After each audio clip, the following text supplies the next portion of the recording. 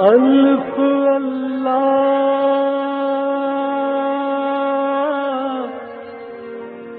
چمبے دی بوٹی میرے من وچ مرشد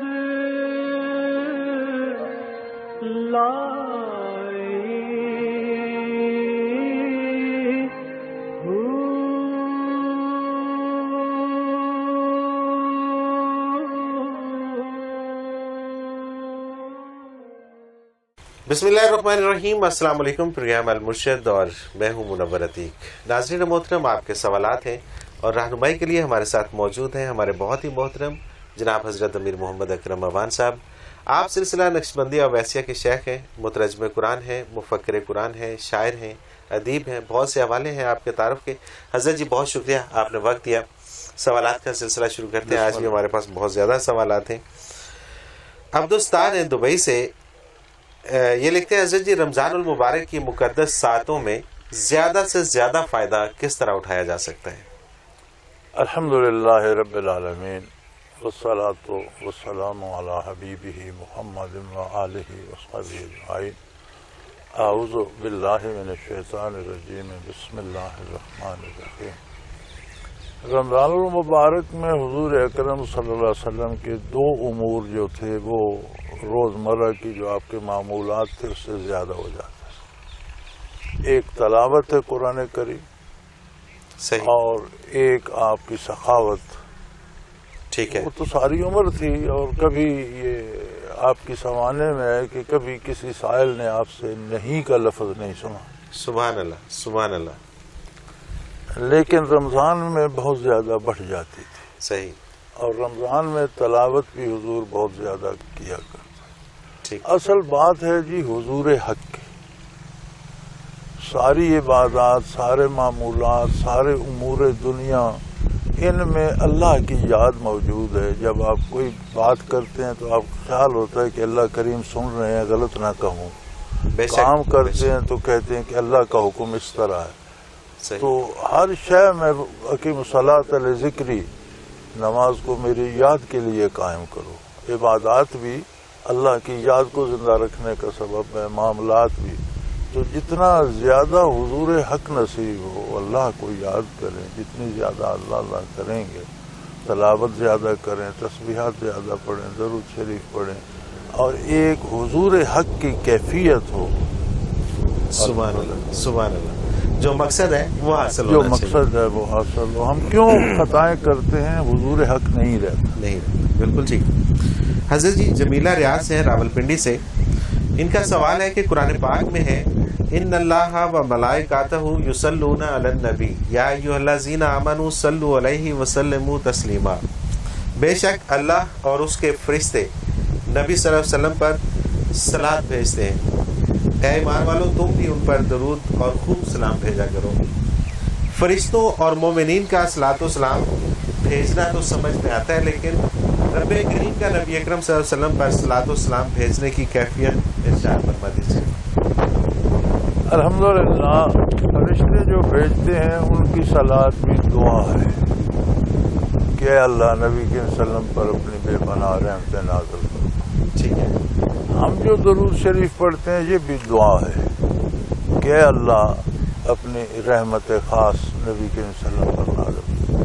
جب اللہ بھیجتا ہے تو وہ کسی سے دعا نہیں کرتا، وہ رحمت بھیجتا ہے۔ ٹھیک ہے، ہم رحمت بھیجنے کی دعا کرتے ہیں، یہ ہمارا درود ہے۔ جب اللہ کریم کی طرف منسوب ہوتا ہے تو وہ عملاً اپنی رحمتیں نازل فرماتا ہے۔ سبحان اللہ، سبحان اللہ۔ یہ اس کا مفہوم یہ ہے کہ اللہ تعالیٰ جو ہے وہ تو کیونکہ وہ تو قادر ہے، مسلسل رحمتیں اپنی نازل فرماتا رہتا ہے۔ پھر اس کے ساتھ ہماری دعاؤں کی ضرورت نہیں، یہ تو اس نے ہمیں رعایت دی کہ ہم دعائیں کر کے اس عمل میں شریک ہو جاتے ہیں۔ ٹھیک ہے، ہمیں بھی اجر ملتا ہے کہ انہوں نے نزول رحمت کی دعا کی۔ بے شک، بے شک، اللہ کا درود یہ ہے کہ وہ عملاً مسلسل رحمت نازل فرماتا رہتا ہے۔ بالکل، کیونکہ یہ بڑا ابہام پیدا ہوتا ہے، یہ ایسے معاملات ہیں کہ جس میں یہ شاید عام لوگ کلیئر نہیں کر پاتے اس کو۔ چیزیں جب منسوب ہوتی ہیں نا تو جس کی طرف منسوب ہوتی ہیں مفہوم اس نسبت سے ہوتا ہے. بالکل اب ٹھیک. ایک بات آپ ایک عام آدمی کی طرف منسوب کرتے ہیں مفہوم اور ہے، کسی سیاستدان کی طرف منسوب کرتے ہیں مفہوم اور ہے، وزیر اعظم کی طرف منسوب کرتے ہیں جملہ وہی ہے، بے شک مفہوم بدل. جب اللہ کریم کی طرف منسوب کریں گے تو اللہ وہ عمل فرماتا ہے، سبحان اللہ، کسی سے سبحان مانگتا اللہ. نہیں. بے شک، کیونکہ یہ میرے ذہن میں بھی اکثر یہ سوال ابھرتا تھا کہ وہ تو قادر ہے، اسے کیا ضرورت پڑی ہے کہ وہ تو مطلب کر دینے والا ہے نا. ہاں تو وہ اس کے لیے کرتا ہے، اسی کو اس کا درود. بالکل درود کا مطلب ہے در یدر سے مشتق ہے، صحیح، وہ کام صحیح. جو مسلسل کیا جائے. سبحان اللہ، سبحان اللہ. حضرت جی اگلا سوال شامل کرتے ہیں صوبیہ انوار کوٹلی سے. صوبیہ انوار لکھتی ہیں کہ جی اگر ہم نے کسی کی حق تلفی کی ہو اور احساس ہونے پر اس سے معافی مانگے اور وہ معاف نہ کریں تو ایسا کیا کیا جائے کہ اللہ کریم کی ذات راضی ہو جائے؟ پہلی بات تو یہ ہے جی کہ اس کا حق اسے واپس دینا چاہیے. ٹھیک ہے، اگر حق تلفی کی ہے تو اس تو کا حق اسے واپس کرنا اگر چاہیے. اس کا کوئی مال یا کوئی ایسی چیز لی ہے یا کوئی زمین کا ٹکڑا یا کوئی گھر یا کوئی چیز ٹھیک ہے. مادی چیز کوئی لے کر حق تلفی کی ہے تو اسے واپس کریں. اگر بعض اوقات ہوتا ہے زبانی کلامی اس طرح سے کچھ ہوا ہے تو اس سے معافی مانگنا کافی ہے. وہ معاف کرے نہ کرے اللہ معاف کر دیتا ہے. اللہ تعالیٰ نیتوں کے مالک ہیں. بالکل ٹھیک. اللہ معاف کر دیں گے کیونکہ بندہ معافی مانگ ہی سکتا ہے، زبردستی منوا نہیں سکتا. بالکل ٹھیک ہے. تو جس کام کا بندہ جو کر نہیں سکتا اس کا مکلف نہیں ہے، ٹھیک ہے. اس کے بارے نہیں پوچھا جائے گا کہ تو نے کیوں نہیں کیا. اچھا، یہ جو کہا جاتا ہے کہ جی قیامت کو اگر آپ نے کسی کے ساتھ کچھ غلط کیا ہوا ہے تو جب تک وہ معاف نہیں کرے گا اس وقت تک آپ کی بخشش نہیں ہوگی. تو یہاں پر اگر آپ دنیا میں رہتے ہوئے معافی طلب کر لیتے ہیں اور معاف اگلا نہیں بھی کرتا تو معافی ہو جاتی ہے. وہ اللہ کریم کا اپنا نظام ہے. قیامت کو جو کچھ ہوگا بہت کچھ ہوگا، اور جب ہم دیکھیں گے تو حیرت ہوگی، ہماری آنکھیں کھل جائیں گی، ہماری توقع سے زیادہ ہو. آپ نے کسی کی حق تلفی کی ہے وہ معاف نہیں کرتا، شاید قیامت کو اللہ کریم اسے کوئی اتنا خوبصورت اجر دکھائیں کہ وہ کہے گا میں تو یہ 10 بھی معاف کرتا ہوں، مجھے یہ دے دے. کیا بات، کیا بات، سبحان اللہ. کچھ لوگ دنیا سے مر جاتے ہیں، گزر جاتے ہیں، وہ حق تلفی معاف نہیں ہو سکتی. تو اس طرح کے جو گناہ ہیں اللہ کریم جس کی حق تلفی ہوئی ہے اسے اتنا اجر دے دیں گے کہ وہ اس پہ راضی ہو جائے. سبحان اللہ، سبحان اللہ. زبردستی اس کے ساتھ بھی نہیں ہوگی. بے شک، بے شک، بے شک. حضرت جی اگلا سوال شامل کرتے ہیں. یہ سوال ذرا شاید ڈیٹیل مانگتا ہے. ذیشان احمد ہے فیصل آباد سے. یہ کہتے ہیں کہ مجھے امام مہدی کے بارے میں تفصیل سے بتا دیجئے، انہیں امام کیوں کہا جاتا ہے، اور یہ کہ ان کا منصب کیا ہوگا، وہ کہاں پیدا ہوں گے، ان کا ظہور کب ہوگا، کیا بچپن ہی سے پتہ چل جائے گا کہ یہ امام مہدی ہیں؟ یہ تفاصیل ملتی ہیں ساری ہماری دینی کتب میں. اور امام کا معنی ہے جسے انگریزی میں لیڈر کہتے ہیں. ٹھیک ہے، رہنما. رہنما، کسی جماعت کا سربراہ، کسی کا. ٹھیک ہے. لیڈر کا جو مفہوم ہے وہ ہے.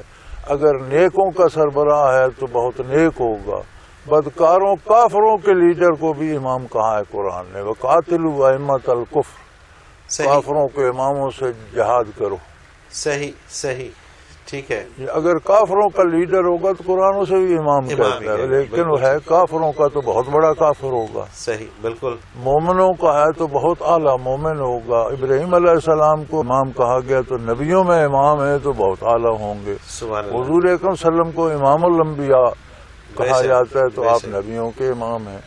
تو امام کا تعلق کسی شرعی منصب سے نہیں ہے، جس چیز کا جو لیڈر ہوگا اسے امام کہتے ہیں. صحیح. تو اپنے زمانے میں وہ مسلمانوں کو لیڈ کریں گے، اس لیے انہیں امام کہا گیا. صحیح، بالکل ٹھیک. پیدا ہوں گے جس طرح عام مخلوق پیدا ہوتی ہے. بلوغت کے بعد کسی منصب پہ پہنچیں گے تو ظہور ہوگا، اعلان کریں گے، لوگ ایمان لائیں گے، اور جہاد ہوگا، اس میں مسلمانوں کی قیادت کریں گے، لہذا انہیں امام کہا جاتا ہے. ٹھیک ہے، ٹھیک ہے. یعنی کہ بلوغت کے بعد ہاں جی، جب کسی جگہ پر پہنچیں گے، اپنے نابالغ تو میرا خیال انبیاء بھی 40 سال کے بعد مبعوث ہوتے ہیں. صحیح، بالکل ٹھیک. پختگی کی عمر پر، بلوغت پر نہیں، پختگی کی عمر پر مبعوث ہوتے ہیں. یہ اللہ کی مرضی، جب انہیں وہ منصب عطا کر دے گا وہ اعلان کریں گے، لوگ قبول کریں گے. اور اس کا ٹائم فریم کوئی نہیں ہے کہ کب آئیں گے، کہاں پہ ہوں گے، یہ بھی نہیں پتہ چل سکتا مقام کے کس جگہ پہ. نہیں، یہ نہیں پتہ چل سکتا. یہ کتابوں میں ملتا ہے کہ وہ بیت اللہ شریف میں آ کر اعلان کریں گے، شاید کسی حج کے موقع پر کریں گے، بین الاقوامی اجتماع ہوتا ہے. صحیح.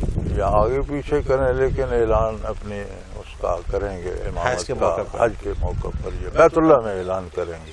ٹھیک ہے. تو لوگوں کو پتہ چلے گا، لوگ ساتھ ملتے جائیں گے اور ایک جماعت بنتی جائے گی. صحیح صحیح.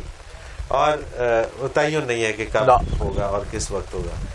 اور سائنس جس تیزی سے ترقی کرتی جا رہی ہے تو ظاہری بات ہے کہ جب ان کا ظہور ہوگا تو پھر ان ساری چیزوں کو مد نظر رکھتے ہوئے پھر کیا منظر ہوگا وہ کوئی پتہ نہیں جی کیا ہوگا. اب یہ بھی ہو سکتا ہے کہ اس وقت سائنس بہت ترقی پر، اور یہ بھی ہو سکتا ہے کہ یہ جو ہم اپنے ایٹمز بنا رہے ہیں کہیں یہ ٹکرا جائیں، یہ بلاسٹ ہی ہو جائیں، تو شاید لوگ پھر واپس اللہ بے سے جا شروع کریں، اسی دور سے ایک بار پھر شروع کریں. بالکل ٹھیک یہ بات کوئی ہے. پتہ، یہ کوئی نہیں کہہ سکتا، یہ اللہ ہی بہتر ہے، کیونکہ سامان تو ہم نے سارے تیار کر دیے ہیں. بالکل ٹھیک ہے.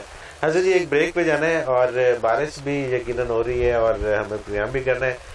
ناظرین محترم، اگر آپ بھی ہمیں کوئی اپنا سوال بھیجنا چاہیں تو اسکرین پہ ہمارا نمبر موجود ہے، نوٹ فرما لیجیے 033349555021. اور اسی طرح سے ای میل ایڈریس ہمارا اسکرین پہ موجود ہے questions@almurshid.tv. اس پہ آپ ہمیں اپنا کوئی بھی سوال میل کر سکتے ہیں. آپ کا سوال ہم ضرور پروگرام میں شامل کریں گے.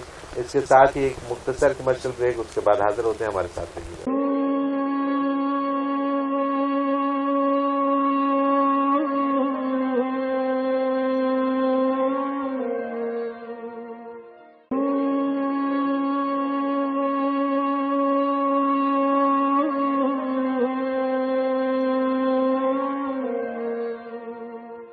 پروگرام میں ایک بار پھر خوش آمدید. ناظرین محترم، آپ کے سوالات ہیں اور رہنمائی کے لیے ہمارے ساتھ موجود ہیں ہمارے بہت ہی محترم جناب حضرت امیر محمد اکرم اوان صاحب.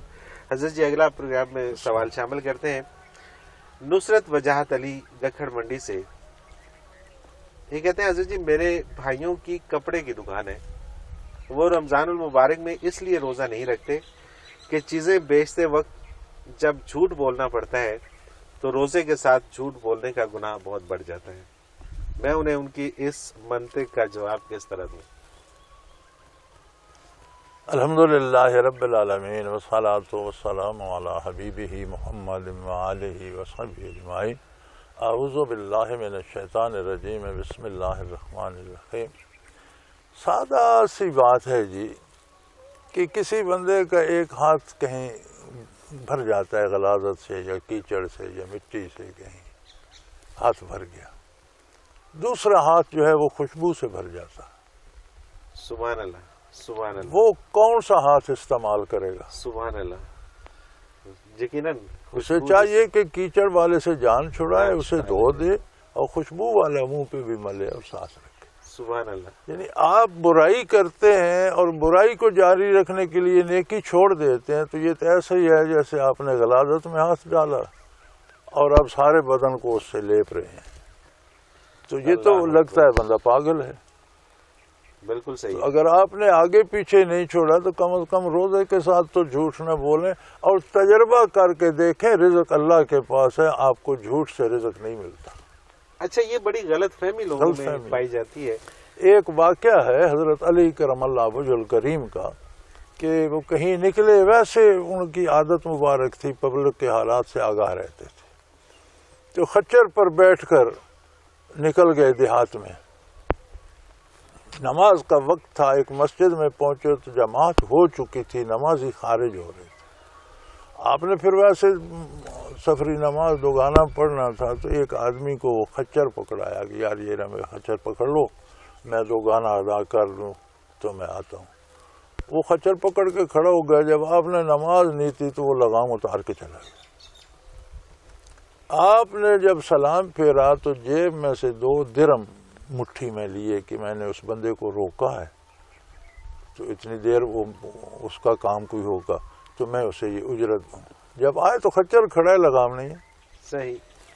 آپ نے وہ خچر پکڑا گردن سے اور باہر نکلے. قریب ہی دکان تھی، بازار تھا. دکان پہ دیکھا تو وہی لگام لٹک رہا ہے. تو انہوں نے پوچھا بھئی یہ کتنے کا بیچو گے؟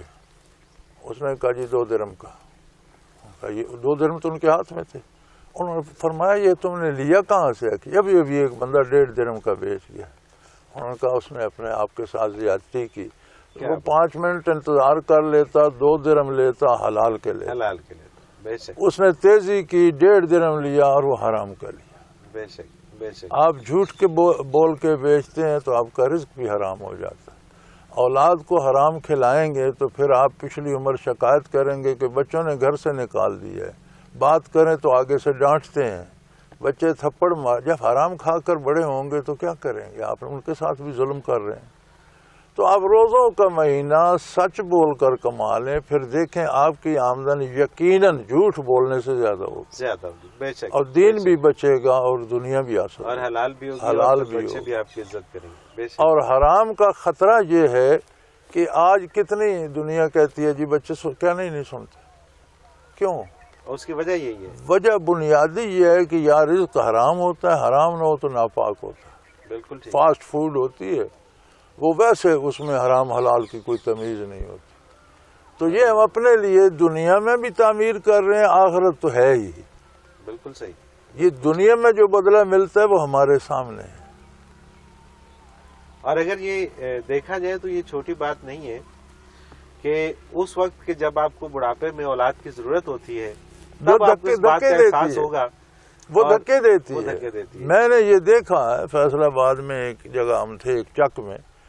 تو وہ لڑکے بات کر رہے تھے، 3-4 بھائی تھے. تو ان کے والد بزرگوار تھے، داڑھی شاڑھی رکھی ہوئی. ایک آدمی تھے لیٹے ہوئے چارپائی پر. تو انہوں نے 2-3 دفعہ ٹوکا کہ تم غلط کر رہے ہو، یہ باتیں صحیح نہیں ہیں.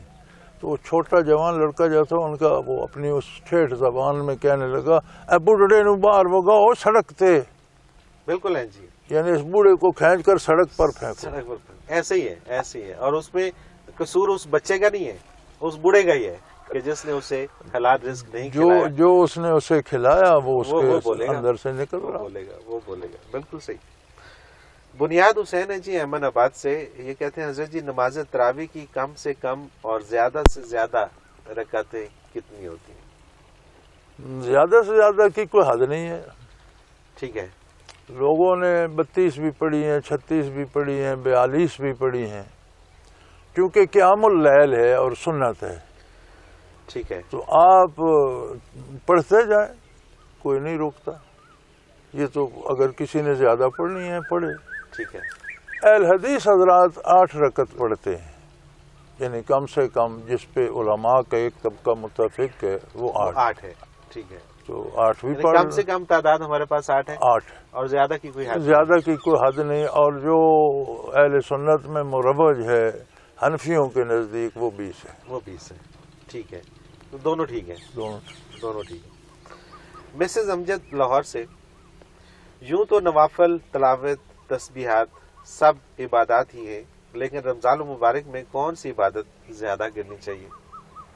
گزر چکا پہلے سوال ریپیٹ ہو رہا ہے، لیکن پھر تھوڑا سا نبی کریم صلی اللہ علیہ وسلم کی عادت مبارک تھی رمضان المبارک میں 2 باتیں بڑھ جاتی تھیں. ایک آپ کی سخاوت، غریبوں کی خبرگیری، اڑوسیوں پڑوسیوں کو یا جہاں تک ہو سکے ان کی مدد، یہ سخاوت آپ کی بڑھ جاتی تھی. اور ایک تلاوت قرآن بہت زیادہ ہو جاتی تھی حضور اکرم صلی اللہ علیہ وسلم کی. بالکل ٹھیک بات. تو اللہ کی یاد چاہیے، حضور حق چاہیے، کسی بہانے ہو. بالکل ٹھیک. حضرت جی آسٹریلیا سے مسز امداد ہیں. یہ کہتی ہیں کہ جی ہمارے جو بچے ہیں، چھوٹے بچے اسکول میں جاتے ہیں اور اسکول میں ان کے ساتھ غیر مسلم بھی پڑھتے ہیں. ان کی آپس میں دوستی ہو جاتی ہے، پھر ان کے ہاں آنا جانا شروع ہو جاتا ہے پیرنٹس کا بھی. تو کیا غیر مسلموں کے ہاں آنا یا ان کو اپنے پاس بلانا یہ درست ہے؟ کوئی حرج نہیں. کوئی حرج نہیں. لیکن ان جیسا بن جانا یہ غلط ہے. یہ غلط. بلکہ یہ اگر میں کہوں یہ ایک اپرچونٹی ہے کہ اگر آپ کو یہ موقع مل رہا ہے ان کے پاس جانے کا تو آپ ایسا بہیو کریں کہ وہ بھی مسلمان ہونے کا سوچیں. کیا بات. آپ ملیں گے نہیں تو ان تک بات کیسے پہنچے؟ بالکل صحیح. لیکن بات اگر زبان سے نہ کی جائے، عملاً پہنچائی جائے تو اصل تبلیغ یہ ہے. سبحان اللہ. آپ کو دیکھ کے وہ کہیں کہ یار ایسا ہونا یعنی آپ کے بچوں کی تربیت ایسی آپ کریں کہ ان کے بچوں کو دیکھ کے ان کے بچے مسلمان ہوں، اور ان کے پیرنٹس آپ کو دیکھ کے. بات یہ ہے جی کہ وہ آپ سے متاثر ہوں، آپ ان سے متاثر نہ ہوں. بالکل صحیح، بالکل ٹھیک. لیکن یہاں الٹی گنگا بہتی ہے نا جی، یہاں ہم ان سے بڑی جلدی متاثر ہو جاتے ہیں، اور ہم چونکہ ہمارا قومی شعار آ رہا ہے، ہم نے 150 سال غلامی کی ہے، وہ غلامی ہم سے نکلی نہیں ہے، بالکل ذہنوں میں دلوں میں موجود ہے. بالکل صحیح. اچھا جی، اجاز بھٹی ہیں حافظ آباد سے، یہ کہتے ہیں کہ نبی اکرم صلی اللہ علیہ وسلم کا ارشاد مبارک ہے کہ جس نے رمضان کا روزہ ایمان اور احتساب کے ساتھ رکھا اس کے پچھلے گناہ معاف کر دیے جاتے ہیں. ایمان اور احتساب کے ساتھ روزہ رکھنے کا مفہوم اور اصل حقیقت کیا ہے؟ حضور کا ارشاد عالی ہے صلی اللہ علیہ وسلم، من صام رمضان ایمانا و احتسابا غفر له ما تقدم من ذنبہ. اور اسی طرح دوسرا ارشاد ہے، من قام رمضان ایمانا و احتسابا غفر له ما تقدم من ذنبہ. جس نے رمضان کا روزہ ایمان اور احتساب، دو چیزیں. ایمان ایک تو آپ کو جو دینی بنیادیں ہیں ان پر یقین ہونا چاہیے، اللہ کی عظمت پر، وحدانیت پر، آخرت پر، فرشتوں پر، نبوت پر، کتاب پر آپ کو یقین ہونا چاہیے. بالکل ٹھیک. دوسری بات یہ ہے کہ آپ احتساب بھی کریں کہ میں کیا کھا رہا ہوں، کیسے کما رہا ہوں، بالکل صحیح، کیسے عبادت کر رہا ہوں، نماز کے لیے کھڑا ہوں میرا وضو کیسا ہے، میں نے صحیح ارکان ادا کیے ہیں، نماز میں میری توجہ کس طرح سے ہے، رکوع سجود میرا کیسا ہے، نماز سے مقصد میرا کیا ہے، سبحان اللہ، بالکل کیوں پڑھ رہا ہوں. صحیح. خود احتسابی جسے کہتے ہیں کہ اپنا احتساب آپ کو، یعنی اگر اس کا ایمان یقین پختہ ہو بالکل صحیح، اور روزے میں اپنا احتساب کرے تو ایک روزہ گزشتہ عمر کے سارے گناہ بخشوانے کے لیے کافی. اللہ اکبر. تو اس کا مطلب ہے اگر ایک روزے سے پچھلے بخشے گئے تو باقی 29-30 روزے پھر اس کی ترقی درجات کے ہوتے جائیں گے. سبحان اللہ. اسی طرح قیام اللیل جو ہے یعنی تراویح پڑھتا ہے، عشاء کی نماز با جماعت پڑھے اور فجر کی با جماعت، حضور فرماتے ہیں وہ قائم اللیل ہے. سبحان اللہ. اس نے گویا ساری رات نماز ہی پڑھی. بالکل صحیح بات ہے. اچھا حضرت جی، یہ ایک اپرچونٹی، یہ بھی ایک اپرچونٹی ہے کہ آپ کے پاس رمضان شریف آتا ہے تو اگر آپ اپنا احتساب کر لیتے ہیں تو باقی زندگی ساری آپ کی ٹھیک ہو سکتی ہے. گزارش یہ ہے جی، میں نے ایک جملہ کہا تھا الحمدللہ کہ رمضان کو جانے نہ دو، رمضان کو ساتھ رکھو. سبحان اللہ. روزہ ختم ہو گیا، رمضان ختم نہ ہونے دو. اللہ اکبر. بالکل صحیح. رمضان کا مہینہ ختم ہوا تو روزہ ختم ہو، لیکن رمضان میں اس روزے میں جو کیفیات آپ نے لی تھیں اگر بڑھا نہیں سکتے تو ان کو ضائع نہ کرو. بے شک، بے شک. حضرت جی وہی ہوا، پروگرام کا وقت اپنے اختتام کو پہنچ رہا ہے، اور آخر میں حضرت جی کی کتاب نقوش سے اقتباس ہے. قرآن حکیم کا یہ اعجاز ہے کہ یہ واحد حقیقی کتاب ہے جس میں زندگی سے پہلے، زندگی کے بعد، موت، حشر، ما بعد الموت کے سارے موضوعات کو سمیٹ دیا گیا ہے، اور ہر موضوع پر جو بات کی ہے وہی حرف آخر ہے. اس کے ساتھ ہی منور عتیق کو اجازت دیجیے. اللہ حافظ.